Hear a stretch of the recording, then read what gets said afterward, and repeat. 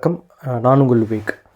ஒரு குற்றவாளியை விசாரணை செய்வதற்கு முன்னர் உங்களால் குற்றவாளியாக கருதப்படும் அவனிடம் நீ எத்தனை நாட்கள் வேலை இல்லாமல் இருந்தாய் என்ற கேள்வி கேட்டதுண்டா? உனக்கு எத்தனை குழந்தைகள் உள்ளனர்? ஒரு வாரத்தில் எத்தனை முறை உன் குடும்பத்தாருடன் அமர்ந்து உணவு உண்பீர்கள்? எத்தனை முறை பட்டினி கிடந்தாய்? அல்லது அவனுடைய சூழ்நிலையை பற்றியாவது விசாரித்ததுண்டா? இது எதுவுமே அவனை பற்றி அறியாமல் உடனடியாக சிறையில் தள்ளிவிடுவீர்கள். ஆனால் மக்கள் உரிமைகளை சுரண்டுபவர்களை ஒரு நாளும் நீங்கள் சிறையில் தள்ள மாட்டீர்கள். இதுதான் உங்கள் சட்டம். நான் இப்போது சொன்னதெல்லாமே திரைப்படத்தில் வந்த வசனங்கள் கிடையாது. 1953 வருடம் 76 நாட்கள் தனிமைச் சிறையில் வைக்கப்பட்டு பின் வரவழைக்கப்பட்ட ஃபிடல் காஸ்ட்ரோ அவர்கள் நீதிபதியை பார்த்து நேருக்கு நேராக கேட்ட கேள்வி தான் அது. மனித உரிமைக்கு மீறலான தன்னையே நெய்யாக உருக்கிய ஒரு வேள்வி இது.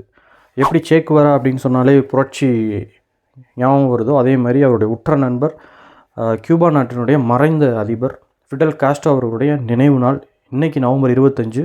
நன்றி.